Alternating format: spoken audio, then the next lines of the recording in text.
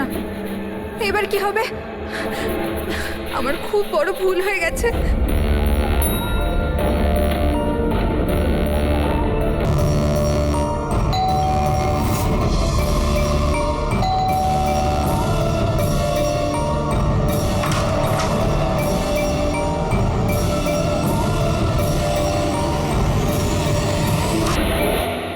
এদিকে এসো, এদিকে এসো। সব সব ঠিক আছে তো? তোমায় এভাবে কেউ দেখেনি তো? কেউ সন্দেহ করেনি তো? হ্যাঁ, সন্দেহ? বলো। কেমন সন্দেহ? কি অঞ্জলি, তুমি কাঁদছো কেন? আর তোমার চোখগুলো এরকম বসে গেছে কেন? তুমি তুমি এত কাঁদছো কেন? কি হয়েছে? তুমি আমায় জিজ্ঞাসা করছো কি হয়েছে? তুমি জানো না কি হয়েছে? আমি কি করে জানবো কি হয়েছে? আমি তো এইমাত্র বাড়ি এলাম। রঞ্জন, তুমি পাগল হয়ে গেছো নাকি আমায় পাগল বানাচ্ছো? এত বড় ঘটনা ঘটে গেল আমাদের সাথে আর তুমি এমন বিহেভ করছো যে যেন কিছু হয়ইনি। কি কি খেলা খেলছো তুমি? কি খেলা আরে আমি খেলছো কোনো তুমি? খেলা খেলছি না। কি তখন থেকে বলে চলেছো তুমি? রঞ্জন, কিছু ঘন্টা আগে তুমি তুমি খুন করেছো। কি?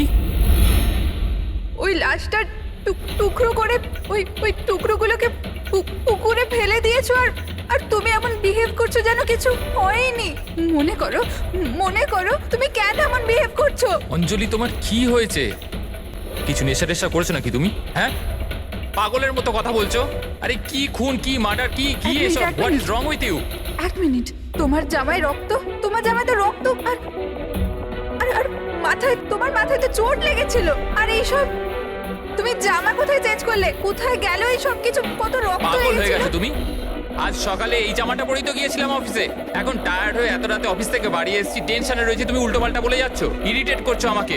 আর এইসব কি গল্প তৈরি করছো খুন টুনের? হ্যাঁ, রঞ্জন, রঞ্জন ভালো করে মনে করো। হ্যাঁ, তুমি আমায় কল করেছিলে আর তুমি খুব ঘাবড়েছিলে।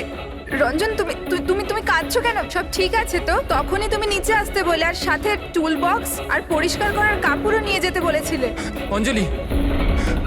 রঞ্জন, এটা কি করে হলো? এত রক্ত, এই চোট, আর তুমি এই সব জিনিস কেন আমাকে আনতে বললে? অফিস থেকে গাড়ি করে বাড়ি আসছিলাম তো রাস্তায় একটা মেয়ে আমার থেকে লিফট চাইলো। আমি ওর সাহায্য করতে গেলাম তো আমার উপর হামলা করে দিল, আমার উপর। আর আর আমি নিজেকে বাঁচানোর জন্য আমি ওর খুন করে দিয়েছি। অঞ্জলি, আমাদের এই লাশটাকে কোথাও একটা লুকাতেই হবে। ওই লাশটা আমরা শহরের বাইরে একটা পুকুরের কাছে নিয়ে গেলাম।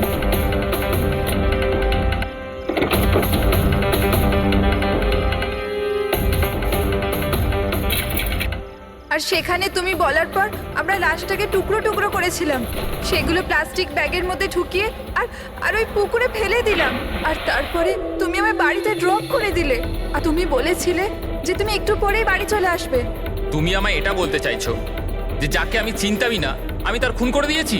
হয় তুমি স্বপ্ন দেখছো, নয়তো তোমার মাথায় কিছু একটা চলছে, সেটা আমি জানি না। আর যদি তোমার কথায় একটুও সত্যতা থাকে, ক্যান ইউ প্রুভ ইট?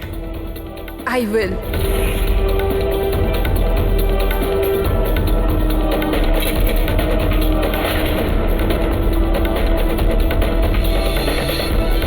এই দেখো, আর এই দেখো।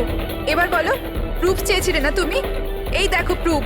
এবার বলো, এই জামাগুলোতে রক্ত কোথা থেকে এলো? এমনটা নয় তো যে এগুলো তুমিই করেছো আর তুমি আমাকে ফাঁসানোর চেষ্টা করছো? আচ্ছা, এবার আমি বুঝতে পেরেছি। তোমরা সবাই মিলে আমার সাথে ইয়ার্কি মারছো না তো? ওখানে অফিসেও আমার কলিগেরা এক মাস ধরে উল্টো পাল্টা বলেই চলেছে যে আমি তোকে ওখানে দেখেছি, আমি তোকে এখানে দেখেছি। আর আমি বলে বলে হাঁপিয়ে যাচ্ছি যে আমি ওখানে ছিলামই না। কিন্তু এখন যেটা তুমি করছো না, এটা কিন্তু ভুল করছো। এইসব একটা ইন্টেলিজেন্স চক্রান্ত, যেটা তুমি প্ল্যান করেছো। তুমি খুন করেছো অঞ্জলি, আর তুমি এটাতে আমাকে ফাঁসাতে চাও। আমি যাচ্ছি পুলিশের কাছে, সিআইডি কে ডাকবো। ছাড়ো। কেন এমন করছো? রঞ্জন, রঞ্জন তুমি খুন করেছো, তুমি সিআইডি কে কেন ডাকছো?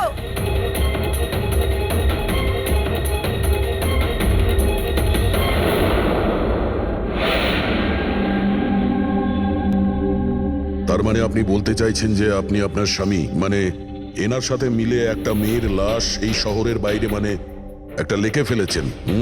হ্যাঁ স্যার, আমি এটাই বলছি। আর এই সব কিছু আমি ওর বলাতেই করেছি। কিন্তু আপনার স্বামী তো বলছেন ইনি কিছু জানেনই না। ইনফ্যাক্ট উনি আমাদের এখানে ডেকেছেন।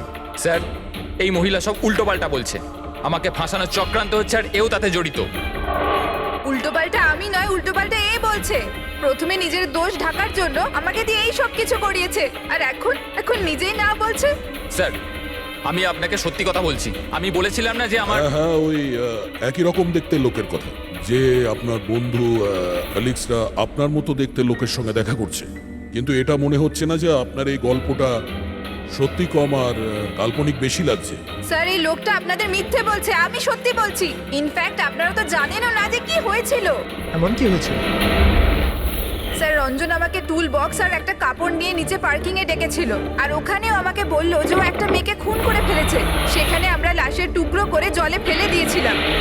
স্যার প্লিজ আমায় বিশ্বাস করুন স্যার, একই রকম দেখতে একটা লোক এরকম করছে, আর না হলে সবাই মিলে চক্রান্ত করছে যেটাতে আমাকে ফাঁসানো হচ্ছে। এক মিনিট, এক সময়ের জন্য চুপ থাকুন, আর আপনি আপনার গাড়ির চাবিটা দিন এক্ষুনি, এই মুহূর্তে। আর এখান থেকে লিখে যাব। একবার এই এভিডেন্সগুলো ফরেন্সিক ল্যাবে যাক, তাহলেই আমরা জেনে যাব যে আপনাদের দুজনের মধ্যে কে সত্যি বলছে আর কে মিথ্যে বলছে।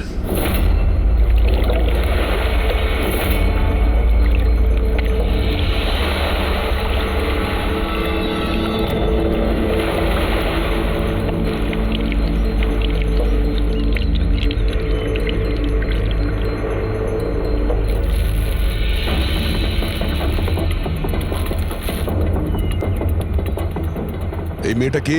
স্যার আমি কি জানি, আপনি আমাকে কেন জিজ্ঞেস করছেন? যা কিছু জানার এর থেকে জানুন না। স্যার আমি এই মেয়েটাকে চিনি না, আমি জানি না একে। আমি একে মারিনি স্যার, আমি তো ওই সময় শুধু এই লোকটার হেল্প করছিলাম। আমি অনেক রাত অবধি অফিসে ছিলাম স্যার, আপনি চাইলে সিসিটিভি ফুটেজ দেখতে পারেন। চিনের নিচে দেখো, থুতির নিচে স্টিচেস আছে না, আর সেগুলো খুব বেশি পুরনো নয়, মনে হচ্ছে কিছুদিন আগেই ও আঘাত পেয়েছে। পুরবি কোনো না কোনো ক্লিনিক বা হসপিটালে স্টিচগুলো করা হয়েছিল, সেখান থেকে এই মেয়েটার ব্যাপারে জানা যেতে পারে। একটা কাজ করো ফেডরিক, পঙ্কজ, এই বডির টুকরোগুলো আছে না, এই সব কটা আমাদের ফরেন্সিক ল্যাবে পাঠিয়ে দাও, আর এদের দুজনকে আমাদের ব্যুরোতে নিয়ে চলো। স্যার এ বলছে যে কয়েকদিন ধরে ওরই মতো দেখতে কোনো লোক ওকে ফাঁসানোর চেষ্টা করছে। এর চেনাশোনা লোকরা ওই লোকটার সঙ্গে বিভিন্ন জায়গায় দেখা করছে, আর ওরা ভাবছে যে ও এই। হ্যাঁ স্যার, আমায় ফাঁসানো হচ্ছে স্যার, আর ওই চক্রান্তে এও রয়েছে স্যার। স্যার আপনিই বলুন, আমি যদি এসব করতাম তাহলে আমি আপনাদের ফোন কেন করতাম? স্যার এখন অবধি আমি আপনাদের যা বলেছি সবকিছু প্রমাণ হয়েছে তো। লাশ তো পাওয়া গেল লেকে, আর ওর গাড়ির ডিকিতে রক্ত পেলেন তো। স্যার আপনি নিজেই বলুন, যখন এতটা সত্যি আমি বলেছি, তাহলে এখন মিথ্যে আমি কেন বলবো? আমাকে ফাঁসানোর জন্য স্যার, আমি বলছি স্যার এটা চক্রান্ত স্যার, আমাকে ফাঁসানোর জন্য। ব্যাস ব্যাস ব্যাস, কে কি কাজ করেছে আর করেনি সেটার খোঁজ আমরা করব। শুধু একটা কথা মনে রাখবেন, যে আমাদের সন্দেহ শুধু আপনাদের দুজনকে। বাট স্যার আমি কিচ্ছু করিনি, আমি নির্দোষ। আমি হতে পারে হয়তো আপনি খুন করেননি, কিন্তু লাশকে টুকরো টুকরো করে লেকে ফেলে দেওয়া এটাও কিন্তু বড় অপরাধ, বুঝেছেন আপনি? স্যার সিসিটিভি ফুটেজ পেয়ে গেছি।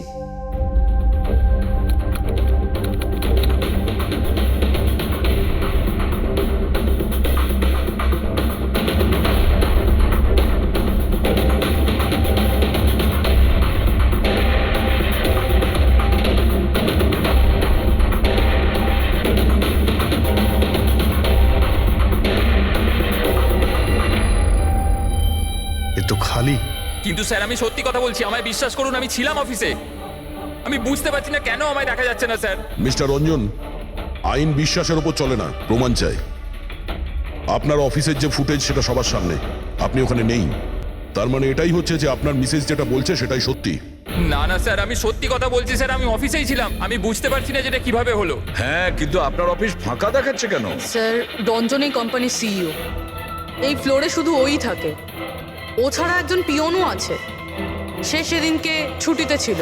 আচ্ছা, রঞ্জন বাবু ঠিক ওই দিনেই আপনার পিয়ন অ্যাবসেন্ট কেন? স্যার আমি সত্যি বলছি স্যার, আমি অফিসে ছিলাম। মিস্টার রঞ্জন, নিজেকে নিরপরাধী প্রমাণ করবার জন্য কোনো রকম প্রমাণ আপনার কাছে নেই, বুঝেছেন? আরে কুন্দন, ভালো হয়েছে তুই এসে গেছিস ভাই। এরা বলছে যে আমি কারো খুন করেছি।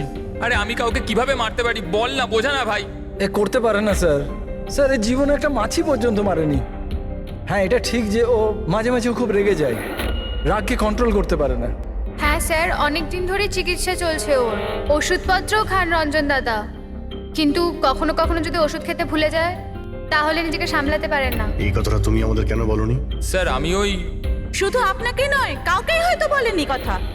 আমার ক্ষমতা চলতো তো তার এই বিয়েটা হতেই দিতাম না। আমি তো আমার মেয়ের কাছে হেরে বসে আছি। এই লোকটা তো একটা সাইকো সাইকো। এই রঞ্জন একজন মানসিক রোগী।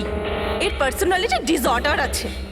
এর মাথা তো সেটাই মনে রাখে যেটা ও মনে রাখতে চায়, বাকি সমস্ত কথা তো এ ভুলে যায়।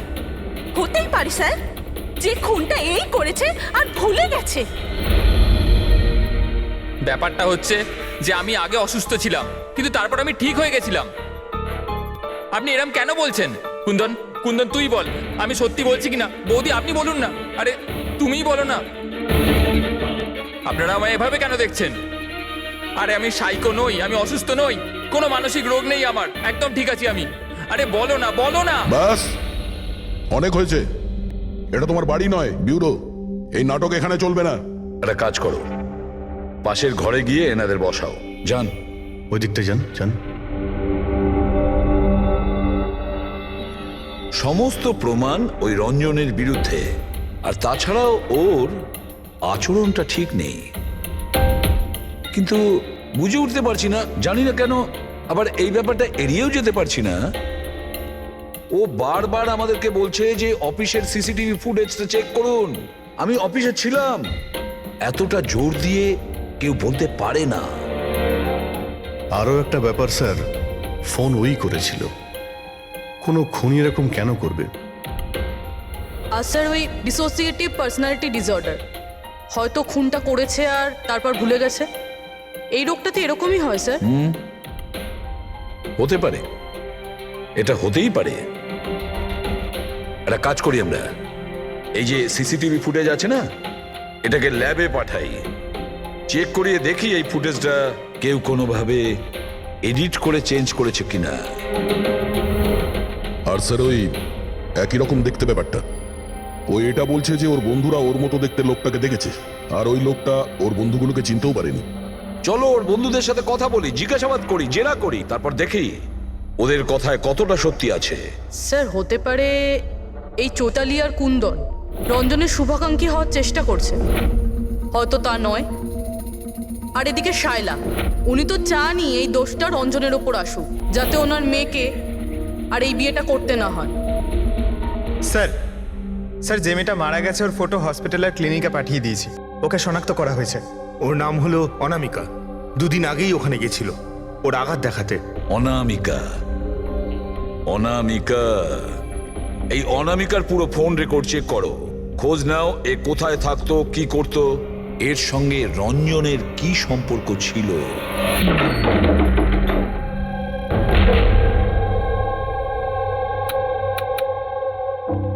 স্যার অনামিকা হসপিটালে এই অ্যাড্রেসটাই দিয়েছিল।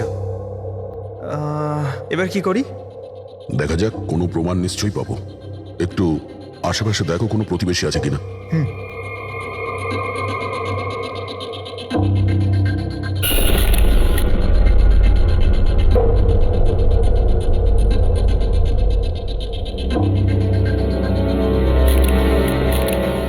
স্যার হ্যাঁ, এর নাম অঙ্কিত, অনামিকার প্রতিবেশী। হ্যালো স্যার, কি হয়েছে বলুন? অনামিকা ঠিক আছে তো? না, অনামিকার খুন হয়ে গেছে, আর আমরা সেই জন্যই এর তদন্ত করছি। আপনি ওর ব্যাপারে কিছু বলতে পারেন যার সাহায্যে আমরা খুনি পর্যন্ত পৌঁছতে পারি? না স্যার, আমি ওর ব্যাপারে বেশি কিছু তো জানি না। হ্যাঁ, তবে এটুকু জানি যে ও অ্যাসিস্ট্যান্ট ডাইরেক্টর ছিল আর এখন একটা ইন্টারন্যাশনাল শর্ট ফিল্মে কাজ করছিল। ইন্টারন্যাশনাল শর্ট ফিল্মে? আচ্ছা, ওর কোনো বন্ধু কিংবা আত্মীয় যে এখানে ওর সঙ্গে থাকতো? ও তো এনারাই ছিল স্যার, এই কিছু মাস আগেই এখানে থাকতে এসেছিল। আমি তো ওর পরিবারের কাউকে দেখিনি। হ্যাঁ, ওর একটা বয়ফ্রেন্ড ছিল যার সাথে ও ঘন্টার পর ঘন্টা ফোনে কথা বলতো। ও ফোনে যার সঙ্গে কথা বলতো ও যে ওর বয়ফ্রেন্ড ছিল এটা আপনি কি করে জানলেন? স্যার আসলে আমি ওর কথাগুলো শুনেছিলাম। ও ব্যালকনিতে দাঁড়িয়ে ওর সাথে খুব জোরে জোরে কথা বলতো অনেকক্ষণ। আর ওদের কথা শুনে মনে হতো স্যার ওর বয়ফ্রেন্ড ভালো লোক নয়। ঝগড়া হতো খুব দুজনের। কথা শুনে মনে হতো নিজেদের মধ্যে মারপিটও করে। ইনফ্যাক্ট এই 2 দিন আগেই ওরা নিজেদের মধ্যে মারপিট করেছে। ওর মুখেতে সেলাইও পড়েছিল আর ওর চোখেও আঘাত লেগেছিল স্যার। আপনি দেখেছেন ওর বয়ফ্রেন্ডকে? আমি স্যার ওকে কখনো দেখিনি, কিন্তু ওর নামটা জানি স্যার। আচ্ছা, কি নাম কি ওর? রঞ্জন। রঞ্জন?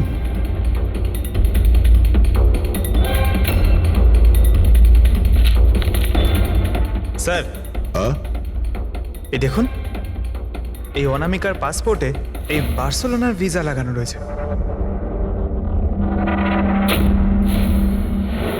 বার্সেলোনা? এ কি স্পেনে যেতে চাইছিল নাকি? স্যার অনামিকা স্পেন থেকেই এসেছিল স্যার। আমি ওদের কথা শুনেছিলাম। স্যার ও বিরক্ত হয়ে গেছিল রঞ্জনের জন্য, সারা জীবনের জন্য স্পেন ফিরে যেতে চাইছিল। স্যার, আমার মনে হয় ওর খুন রঞ্জনই করেছে। ও চাইতো না যে ও স্পেনে চলে যাক।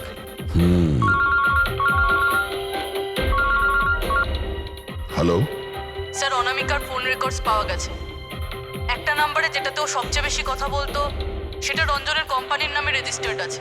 ও রঞ্জন, একটা কাজ করো, অনামিকার ফোনের শেষ লোকেশনটা কোথায় ছিল সেটা বার করো। অনামিকা কাল রাত্রেই আপনার হোটেলে ছিল? I am not sure sir. ছিল না? আমার তো মনে হয় না। ঠিক আছে, আমাদের আপনার হোটেলে সিসিটিভি ফুটেজটা চেক করতে হবে। Sure sir.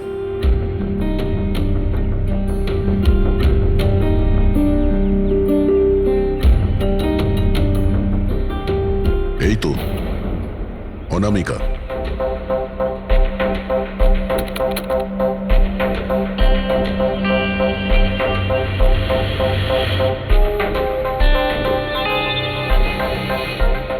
এটা কি ব্যাপার? ও ভেতরে গেল একটা হ্যান্ডব্যাগ নিয়ে আর বাইরে এলো একটা লাগেজ নিয়ে। আর সঙ্গে এই ছেলেটাকে? স্যার ও তো আমাদের বেল বয়। ওয়েল বয় কোথায় আছে এখন? কাল রাত্রে তুমি যখন ওই মেয়েটার লাগেজ নিয়ে বাইরে যাচ্ছিলে তখন ওর জন্য কেউ অপেক্ষা করছিল বাইরে? হ্যাঁ স্যার, একজন লোক তো ছিল, ওর জন্য ওয়েট করছিল। কে ছিল? লম্বা রোগা করে একজন ছিল। লম্বা রোগা করে? এ ছিল ওই লোকটা? স্যার মনে হচ্ছে তো এরকমই ছিল। দেখে তাই মনে হচ্ছিল মানে? স্যার ও দূরে দাঁড়িয়ে ছিল, তাই আমি ঠিকমতো দেখতে পাইনি। ও, তার মানে এই রঞ্জন, ও আমাদের মিথ্যে কথা বলেছে। ও অনামিকাকে আগে থেকেই চিনতো আর শেষবার অনামিকা ওর সাথেই ছিল। রঞ্জন বলছে যে আপনারা ওকে আলাদা আলাদা জায়গাতে দেখেছিলেন, কিন্তু ও বলছে ও ওখানে ছিলই না। ব্যাপারটা কি বলুন তো? স্যার আমি একদিন কফি শপে কফি খাচ্ছিলাম, আমি দেখলাম যে রঞ্জন বাইরে কারোর সাথে কথা বলছে। রঞ্জন, রঞ্জন, এই রঞ্জন! স্যার আমি যখন ওকে ডাকলাম ও জানি না কেন আমার কথা না শুনে অন্যদিকে চলে গেল। রঞ্জন! কিন্তু স্যার যখন আমি এই ব্যাপারে ওর সঙ্গে কথা বললাম তখন ও বললো যে ওখানে ছিলই না। আমি জানি না ও কেন মিথ্যে কথা বললো।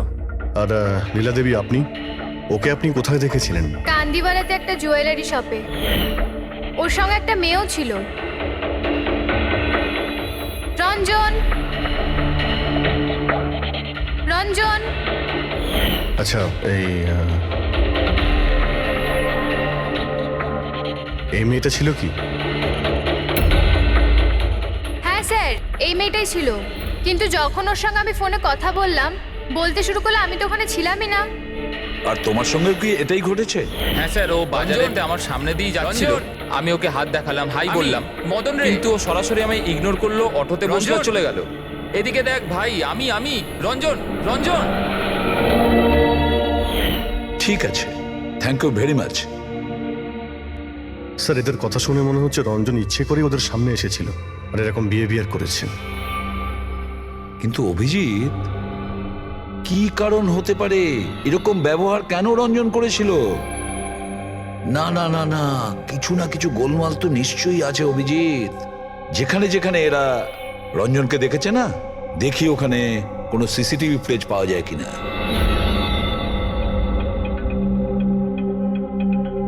স্যার এখানে দেখুন। হ্যাঁ সালুকে, বস, কি পেলে? এই অস্ত্রের ওপর আর কাপড়ে যে রক্ত পাওয়া গেছে সেটা অনামিকারই। মনে হচ্ছে অঞ্জলি সত্যি বলেছে। এটার ব্যবহার অনামিকাকে খুন করার জন্য আর ওর লাশটাকে লুকানোর জন্য করা হয়েছে। আচ্ছা, রঞ্জনের বিরুদ্ধে কোনো প্রমাণ? হ্যাঁ স্যার, রঞ্জনের ফিঙ্গারপ্রিন্টস পাওয়া গেছে। একটা তো এই টুল বক্সে, আর দ্বিতীয়টা গাড়ির ডিক্কিতে, যেখানে অনামিকার রক্তও পাওয়া গিয়েছিল। তার মানে রঞ্জন অঞ্জলির সঙ্গে ছিল। এটা তো খুব সহজ সরল প্রমাণ। অঞ্জলি সত্যি কথা বলা আর রঞ্জনকে খুনি প্রমাণ করা। কিন্তু বস, আরো অনেক কিছু পাওয়া গেছে। কি? স্যার, আমরা একটা বিশেষ ধরনের পলিমার আর সিলিকনের ট্রেসেসও পেয়েছি, যেটা সাধারণত অদ্ভুত ব্যাপার। সিলিকন আর পলিমার, এটা তো সত্যিই অদ্ভুত ব্যাপার। আরো একটা বিশেষ কথা দেখাচ্ছি, এসো। এই কেমিক্যাল, বস, এই বিশেষ কেমিক্যালটা আমরা সব জায়গায় পেয়েছি। কাপড়ে, টুল বক্সে, অস্ত্রের উপর, সব জায়গায়।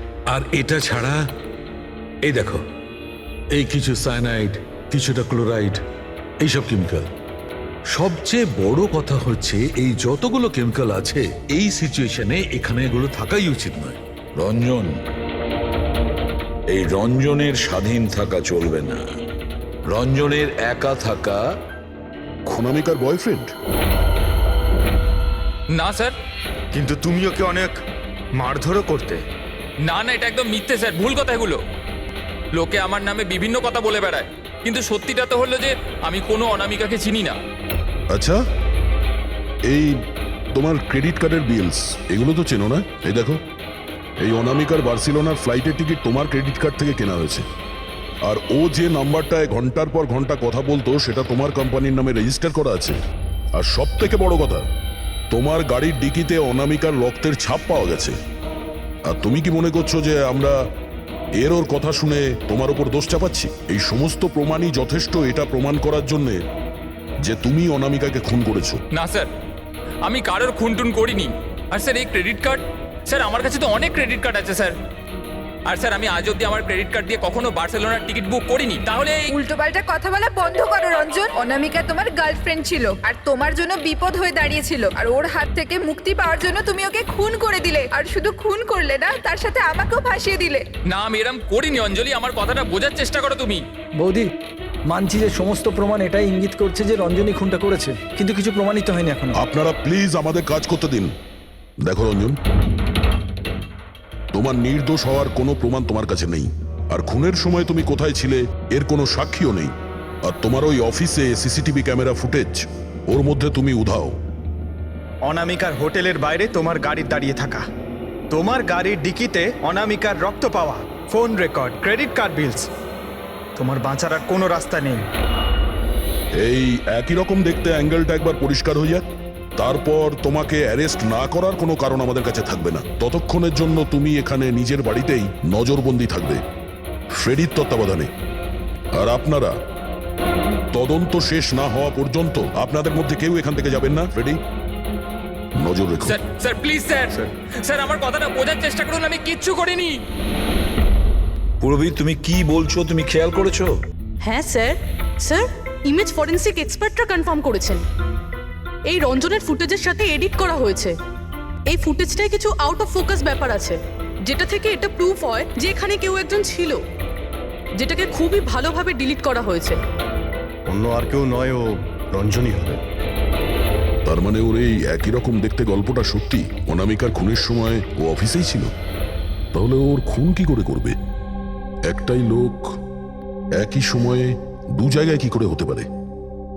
স্যার, সেই সব সিসিটিভি ফুটেজ পেয়ে গেছি যেখানে রঞ্জনের বন্ধুরা রঞ্জনকে দেখেছিল। কফি শপ, জুয়েলারি শপ আর মার্কেটে। দরজা খোলো, বাইরে বেরোতে দাও। আরে কেন আমাকে আটকে রেখেছো? খোলো, আমি বলছি খুলে দাও। এটা কি হচ্ছে? ওর আবার আগের মতো অবস্থায় নেই তো? খোলো। সে কি? তাহলে তো ওনাকে কাবুতে আনার নিশ্চয়ই কোনো উপায় থাকবে। শুধু একটাই ওষুধ আছে, ঘুমের ইনজেকশন। খোলো, আমি বলছি দরজাটা খোলো। আরে এইভাবে কেউ কাউকে আটকে রাখে নাকি? আমার তো খুব ভয় লাগছে। মাথা খারাপ হয়ে গেলে আবার কিছু করে নেবে না তো? সব এক একটা রত্ন এখানে, আমি দেখছি। আরে কেন আটকে রেখেছো আমায়?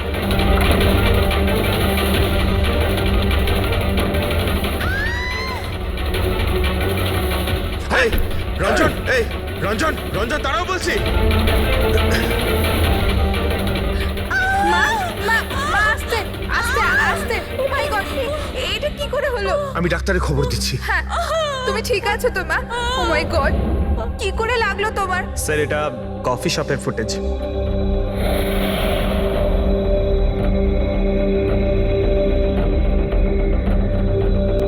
স্যার এবার জুয়েলারি শপ।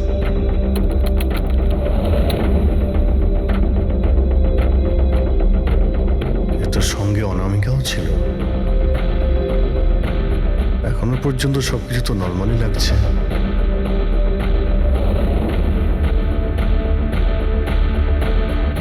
স্যার এবার মার্কেট প্লেস।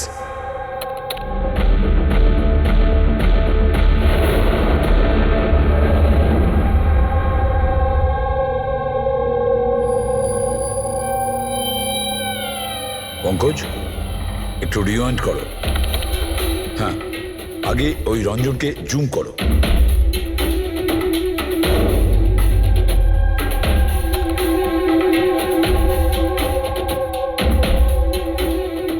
এই দেখো, এর হাঁটা চলা একটু আলাদা। ও অন্য ধরনের জুতো পরে রয়েছে।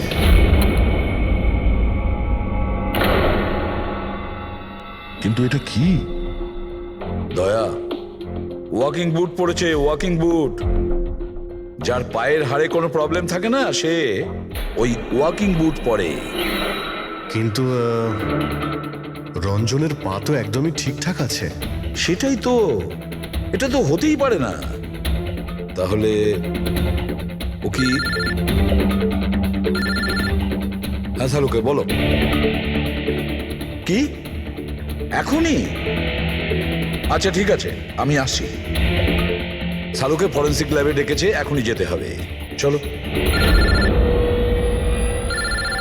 হ্যাঁ ফেডরিক বলো, কি বললে তুমি?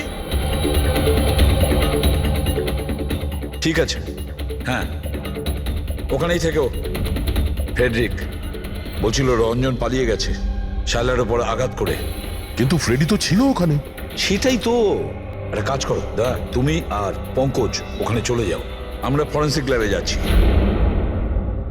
আচ্ছা সালুকে, তুমি রঞ্জনকে গ্রেপ্তার করতে বারণ করেছিলে, ব্যাস ও তো ওদেরকে আঘাত করে পালিয়ে গেছে।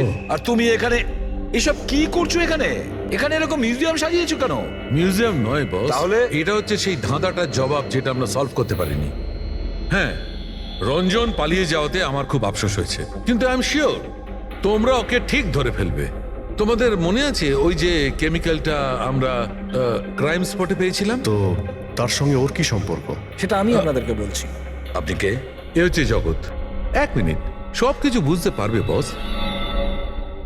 বেহুল, হাই স্যার। এবার এর সঙ্গে আবার এই কেসের কি সম্পর্ক? আপনারা ওর সাথে একটু মন দিয়ে কথা বলুন, দেখুন সবকিছু জানতে পারবেন। এটা বলুন তো যে আপনি কে, আর এই কেসের সঙ্গে আপনার কি সম্পর্ক? এক মিনিট। এনার চোখগুলো দেখে তো কেমন যেন একটা মনে হচ্ছে। শুধু চোখই নয়, এনার তো পুরো মুখের মধ্যেই কিছু গোলমাল আছে অভিজিৎ, ফেসের ওপরে গোলমাল আছে।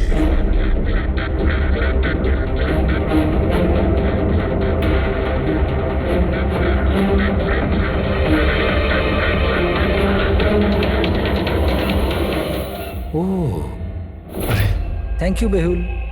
এটা কি? আমি বলছি বস, ওই কেমিক্যালস যেটা ক্রাইম স্পটে পাওয়া গেছিল, আসলে ওই কেমিক্যালটা এই ধরনের মাস্ক আর নকল রক্ত তৈরি করতে কাজে লাগে। বিশেষ করে এই সিলিকন মাস্ক, যেটা ওই সিনেমাতে ব্যবহার হয়। সব থেকে বড় ব্যাপার হচ্ছে এর মধ্যে চোখের পাতা থাকে না, আর চোখের জন্য এখানে গর্ত একটা থাকে আসল মুখের মতো, যাতে যে এটা পড়বে তার আসল চোখটা এই গর্ত থেকে বেরিয়ে এসে যাতেও দেখতে পায়। আর স্যার, এটাকে বানানো কিন্তু অত সহজ নয়। হাই কোয়ালিটির সিলিকন আর পারদর্শী লোকই এটা বানাতে পারে। লেটেস্ট টেকনিকের জন্য স্যার এটা যে পড়বে তার যে মুখের ভাব সেটাই মাস্কে ফুটে উঠবে। এর থেকে তো একটা কথা পরিষ্কার, অভিজিৎ, কেউ রঞ্জনের মতো দেখতে হুবহু একটা মুখোশ বানিয়েছে, একটা মাস্ক বানিয়েছে। রঞ্জনের মতো হাইটের কেউ ওরই মুখের মতো কোনো মাস্ক বানিয়েছিল আর লোকেদের বোকা বানাচ্ছিল। হ্যাঁ, আর সেই জন্যই সবাইকেও দূর থেকে দেখা দিয়েছিল, কারণ যদি কাছে আসতো তাহলে সবাই বুঝে যেত ও কোনো মাস্ক পরে আছে। আর স্যার অঞ্জলি, ও তোর সাথেই ছিল, ওর সাথে কথাও হয়েছে, ওর সাথে লাশটা লুকোনোর চেষ্টা করেছে। ওর মুখে রক্তও লেগেছিল আর ওখানে লাশগুলোকে কাটছিল আর লুকিয়ে রাখার চেষ্টাও করেছিল, তাই হয়তো তাড়াহুড়োতে কোনো খেয়ালই করেনি। আর তাছাড়াও এই যে একই রকম দেখতে না, নিশ্চয়ই ওর পায়ের হাড়ে কোনো প্রবলেম ছিল, তাই ও ওয়াকিং বুট পরেছিল। আর এই মাস্ক তৈরি করাও এত সহজ নয়। স্যার এই মাস্ক ফিল্ম প্রজেক্টেই কাজে লাগে। ও হ্যাঁ, তবে এটুকু জানি যে ও অ্যাসিস্ট্যান্ট ডাইরেক্টর ছিল আর এখন একটা ইন্টারন্যাশনাল শর্ট ফিল্মে কাজ করছিল। স্যার দয়া বলছিল যে অনামিকা ও নাকি কোনো ইন্টারন্যাশনাল শর্ট ফিল্মে কাজ করছিল। ওর পক্ষে এগুলো করা তো খুবই সহজ। তার মানে ও রঞ্জনের গার্লফ্রেন্ড ছিল না, ওকে নিজেরই খুনে ফাঁসানোর চেষ্টা করেছিল। সেই জন্যই ও বেল বয়কে গাড়ি অব্দি নিয়ে গিয়েছিল। স্যার নিজের প্রতিবেশীর সামনে রঞ্জনের সাথে ফোনে কথা বলার নাটক করেছিল। মানলাম অভিজিৎ, আমি মানলাম, কিন্তু কেউ নিজের মৃত্যুর ষড়যন্ত্র নিজে কেন করবে? মানে আমি বলতে চাইছি, অনামিকা তার নিজের মৃত্যু কেন নিজে ডেকে আনবে? না না না না, কিছু তো একটা গোলমাল আছেই। কেউ তো একজন আছে যে অনামিকাকে শিখণ্ডি খাড়া করেছে, আর সেই পুরো কেসটার মাস্টার মাইন্ড, বুঝেছো? আপনাদের মাথা খারাপ আছে? ফ্রেডি ইনজেকশন নেওয়ার জন্য ভেতরে গেছে আর তোমরা ওই লোকটাকে ছেড়ে দিলে। আমরা তোকে পালাতে দিইনি, আমরা কি দরজা খোলার কি দরকার ছিল? ওই লোকটা যে মানসিক অবস্থা নিয়ে এখান থেকে পালিয়ে গেছে, কে জানে কার সাথে কি করে দেবে। শায়লা দেবীর ওপর হামলা করেই দিয়েছে। স্যার একটা কথা বুঝতে পারলাম না, ওরা তোমাদের দুজনের সামনে থেকে পালালো আর তোমরা ধরতে পারলে না ওদের? স্যার আমরা খুব ভয় পেয়ে গেছিলাম আর সব কিছু এত তাড়াতাড়ি হলো। স্যার আমরা যদি মাঝখানে আসতাম তাহলে আমাদের উপরও তো হামলা করতে পারতো না স্যার। হ্যাঁ, যেমন ভাবে আন্টিকে হামলা করেছিল আমাদেরও করতে তাহলে। হ্যাঁ, এক মিনিট, শায়লা দেবীর ওপর হামলা? কিন্তু কিভাবে? ওর কাছে অস্ত্র কি করে এলো? এখানে তো কোনো অস্ত্র ছিল না, আমরা সমস্ত অস্ত্র সরিয়ে দিয়েছিলাম। হ্যাঁ হ্যাঁ স্যার, শুধু ঘরে কেন, কিচেনেও সবজি কাটার কোনো ছুরি পর্যন্ত নেই।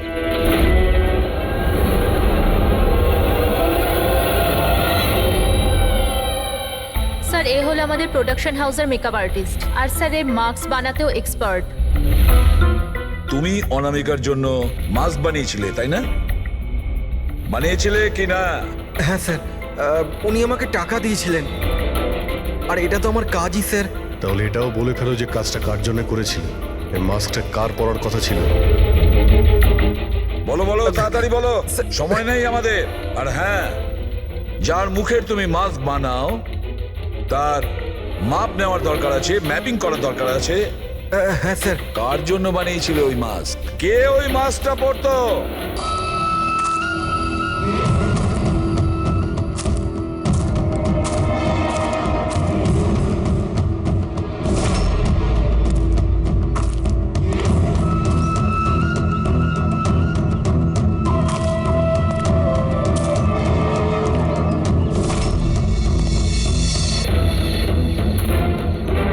কে তুমি? হ্যাঁ, কে তুমি? কি চাও? কেন আমাকে বেঁধে রেখেছো? আমার তো মনে হয়েছিল আমাকে দেখে তুমি খুব খুশি হবে, কারণ আমিই তো হচ্ছে সে যাকে তুমি খুঁজে চলেছ। তোমারই আর এক রূপ। রূপ? কিন্তু তোমার মুখ তো আমার সাথে মেলে না। কারণ এটাই, আমি তোমার মতন মুখের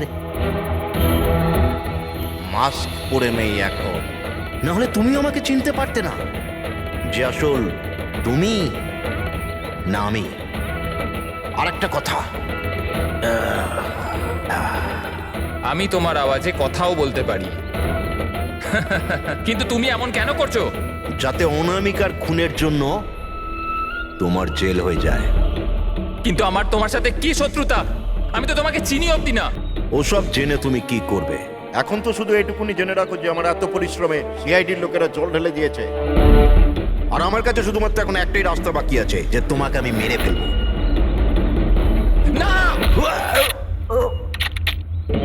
সিআইডি, তোমরা এখানে কি করে? তোমাকে ফলো করতে করতে এখানে পৌঁছেছি। ওই মেকআপ ম্যান সবকিছু বলে দিয়েছে তোমার ব্যাপারে। খুব ভুল করেছো তোমরা এখানে এসে।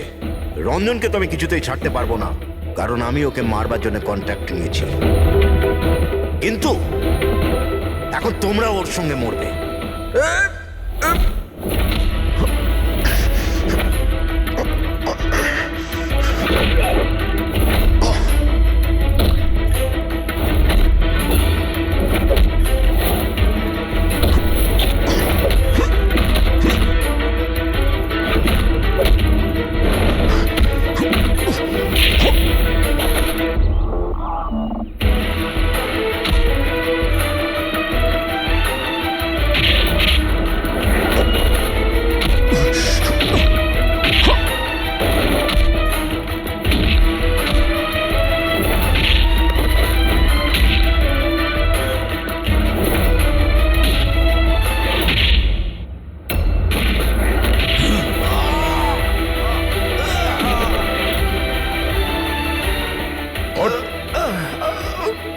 তোকে মারার কন্ট্রাক্ট দিয়েছিল?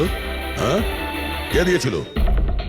অনামিকা মারা যাওয়ার পরেও তোমাদের প্ল্যান চালু আছে। কে মাস্টার মাইন্ড? আমায় ক্ষমা করে দাও মা। তোমার মতের বিরুদ্ধে গিয়ে বিয়ে করে আমি অনেক বড় ভুল করে ফেলেছি। কখনো ভাবতেও পারেনি যে ও এইসব করতে পারে। রঞ্জন কোথায়? ওকে পেলেন না আপনারা? পাওয়া গেছে রঞ্জনকে। আপনারা সবাই এটা জেনে হয়তো অবাক হবেন যে রঞ্জন নির্দোষ। এটা আপনারা কি বলছেন? খুন রঞ্জনই করেছে? একদম না, রঞ্জন খুন করেনি। খুন করেছে আপনাদের মধ্যেই কেউ একজন। আমরা? কিন্তু আপনি তো জানেন যে এদের সবার উপস্থিতিতেই রঞ্জন আমাকে আঘাত করেছে। কি করে করলো? মানে কোন জিনিস দিয়ে আপনার উপর আক্রমণ করেছিল? আমি বলেছিলাম না যে ও ছুরি দিয়ে আমাকে আঘাত করেছিল। কিন্তু ছুরি তো ছিল না ঘরে, আমরা সমস্ত অস্ত্র সরিয়ে দিয়েছিলাম আগে থেকে। আপনার এই আঘাত ছুরি দিয়ে নয়, বরং নেইল ফাইল, নখ কাটার জন্য যেটা ব্যবহার করা হয়, আপনার এই আঘাত সেটা থেকে লেগেছে। মনে হচ্ছে উনি এখনো কনফিউজড। কোনো ব্যাপার নয়, ওনাকে আমরা সাহায্য করছি। ফ্রেডি,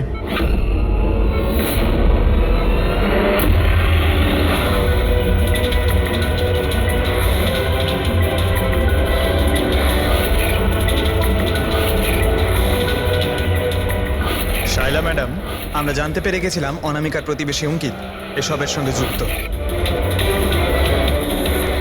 তো এই জন্য আপনি আমায় বাড়ি থেকে তাড়িয়ে দিয়েছিলেন, যাতে আমার কিডন্যাপ করে আপনি আমাকে খুন করতে পারেন। মা, তুমি এই খবরদার যদি আমাকে মা বলে ডেকেছিস তো। মা শব্দের অর্থ কি হয় তোমরা দুজন জানো? স্যার, এ আমার অনিচ্ছা সত্ত্বেও রঞ্জনের সাথে বিয়ে করলো আর আমার সাথে সব সম্পর্ক চিরদিনের মতন ত্যাগ করলো। আর আজ এরা আমার সম্পত্তির অধিকার চাইতে শুরু করেছে। এই সব এই রঞ্জনের কাজ। এই উস্কেছে আমার মেয়েকে, আমার একমাত্র সন্তান, নিজের স্বামীর সঙ্গে মিলে ধীরে ধীরে আমাকে বিষ দিয়ে মারতে শুরু করলো।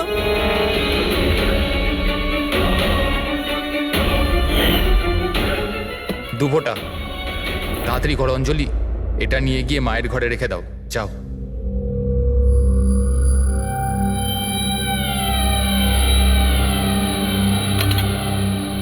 কিন্তু আপনি অনামিকার খুন করলেন কেন? ওর কোনো দোষ ছিল না, কিন্তু আমার কাউকে তো একটা দরকার ছিল এই সব কিছু করার জন্য। কিন্তু আমি এদের দুজনকে শাস্তি দিতে চেয়েছিলাম যে রঞ্জনের ফাঁসি হয়ে যাক আর অঞ্জলির সারা জীবনের মতো জেল।